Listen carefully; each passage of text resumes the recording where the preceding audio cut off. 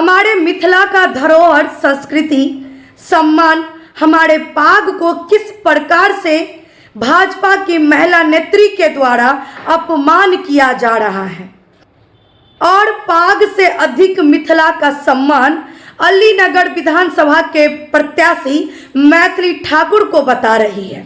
मिथिला का अपमान होता देख वहां पे बैठे तमाम बुद्धिजीवी, मुख्य दर्शक लोग खुशी खुशी इस बात पे तालियां बजाने में लगे हुए हैं।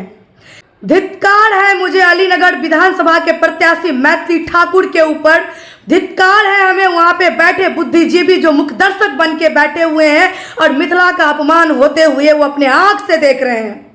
सच में अगर मैथिली ठाकुर मिथिला की सम्मान की रक्षा के लिए आगे आती तो आज पूरा अलीनगर उनके साथ होती।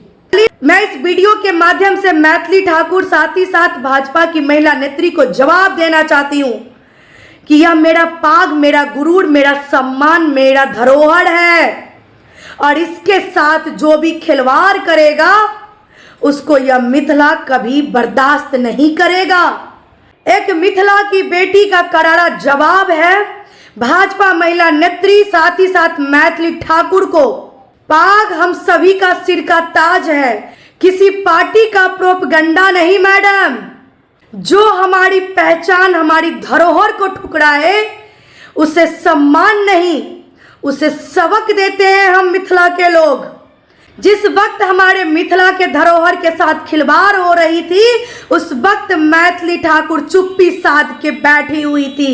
मैथिली ठाकुर को बस इतना कहना है कि तेरी यह चुप्पी अलीनगर की जनता समझ गई है। जो मैथिली मिथिला की धरोहर को नहीं संभाल सकती है, उसके लिए एक आवाज नहीं उठा सकती है, अपने समक्ष अपने मिथिला का पाग का अपमान तिरस्कार होते हुए देख सकती है, उसे अलीनगर का जनता कभी सम्मान नहीं देगी, उसे तिरस्कार करेगी। मिथिला के लोगों से मैं बस इतना कहना चाहूंगी कि जो हमारे मिथिला का धरोहर का सम्मान नहीं, हम उसका सम्मान नहीं करेंगे। जय मिथिला,